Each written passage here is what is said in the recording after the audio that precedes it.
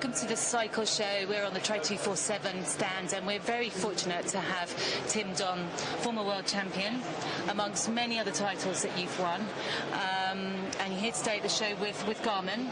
You've been up on stage, you've talked to a couple of hundred people about your training, everything you do. But first, let's just talk about Garmin, who are your sponsors. And you said to me earlier that it's just a piece of equipment that you wouldn't do without, basically. Yeah, without a doubt. When I first started, I didn't have one, so I didn't really think I needed it. But the more I understood the product and the more they developed it, made it more user-friendly, and they listened to the athletes and the people who use the product. The 705 to ride with is just so awesome. We've got any sort of power tap, heart rate monitor. With the wireless communication, you can link it up. And of course now they've got the waterproof, the new 305, which is great for us being, triathletes, so we can swim with it, bike with it, and run with it. And it can be a bit hard to use when you're not having a good day and it's telling you you're running quite slow. But it's a very honest piece of machinery. Yeah. There's no blowing, you know what I mean. It is very honest. Basically, it's not going to kid you, is it? No, hell yeah. It's not going to tell you you're running 6-minute miling when you're running 8-minute miling. Absolutely, yeah. Which is quite harsh at times. But for you, it's where in your training do you think it's most useful to you? Definitely on my long runs. I often used to do 2-hour runs, and I'd go out probably thinking, I feel pretty good. I'm finishing the last 20 minutes, in a bag, and every so often I look down and I go, hold on, I know I can't run this fast for 2 hours, so it was helping me back off. And also, we race all over the world, and this year especially, there's loads of new routes, and sometimes you want to do a loop, and you want to do a half-an-hour run, and it can turn into a 45, 50-minute run, and 2 days before a race, that could mess your race up. So something like this, especially on my biking, having the map interface so I can see where I'm going, and here I know exactly how far I've run, so I can do a U-turn as opposed to go, I've only done a mile as opposed to a mile and a half. So it really is a pretty smart piece of kit. It is. It's lovely. I've tried it and I really rate it as well. You triathletes, I'm going to take myself out of this one. I've been retired a long time now. You're definitely a special breed. But what quality do you think is most important or most stands out in triathletes? What do you need most? What quality do you need to have to make it to the top? Oh, without a doubt, a passion for the sport. You've got to love the sport, because it's not easy. Hopefully we make it look easy sometimes. Al has this year. You've got to really enjoy what you're doing. I believe that in anything you do, and I know I love triathlon. The day I wake up and genuinely think I'm not going to improve. I'm not going to stay at the top of the game where I think I am at the moment. So without a doubt, it's the passion, it's the enjoyment, it's the camaraderie we have. All these guys, Bevan, Gimmel, Gomez, Al, Freddie Balobra. We may all come from different countries, but we're always we're always the same guys all over the world. So it's like my office just relocated to Washington, to London, to Madrid.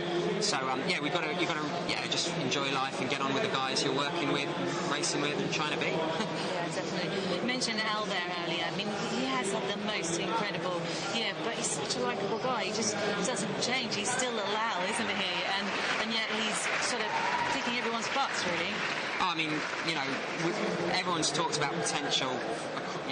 There's this American guy that's 18, 17, and he's run 14 minutes flat. He's going to take the triathlon, world by storm. And, you hear all of that, but to actually see it, actually turned into reality is pretty special. And, he hasn't had one good race this year. He hasn't had 2 good races this year.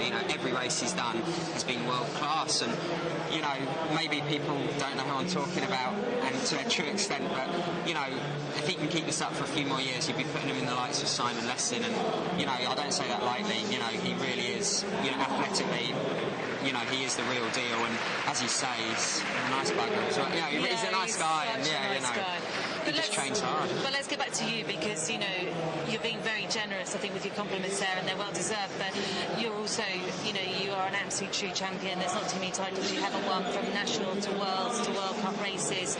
this year, probably hasn't been your best race, but you're still very young. You suffered some injuries early on in the year that definitely kind of put you back a bit, but you finished 16th in the world.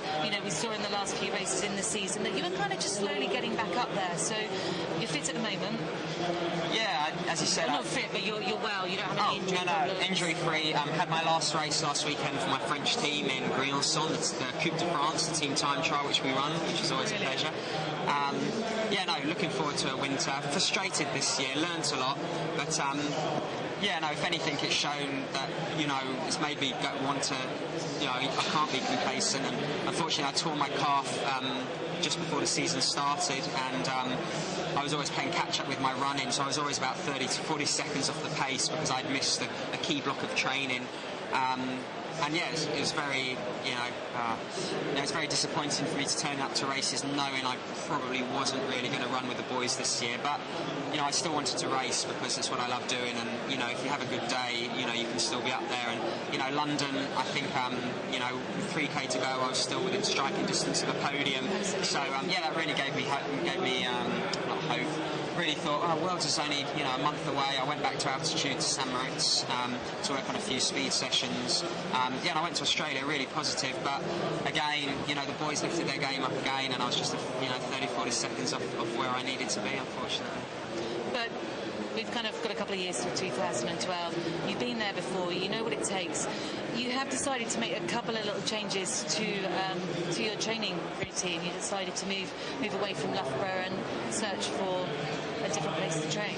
Not sure where that place is yet, but in the winter I'll be in Stellenbosch. I know it works for me. There's Fraser Cartmel and a few of the other guys have come out there the last 2 years, and we've got on well. Pierre, the swim coach, is awesome. And then when I come back to Europe, I'll be looking to train somewhere else, probably in the UK, 90%. Also, probably be looking to work with a different. Well, I will be working with a different coach next year, because Ben, my coach, last 4 years, which I wouldn't be world champion, wouldn't have been world number 3 without him, wouldn't have won so many World Cups. He's staying in Loughborough with the federation and working very much with the Olympic programme they've got set up, and being an older athlete, getting married in the near future, I've got different priorities. It's still a gold medal, but there's certain ways I want to do things, and I've decided to change as good as the rest. Recharge the batteries.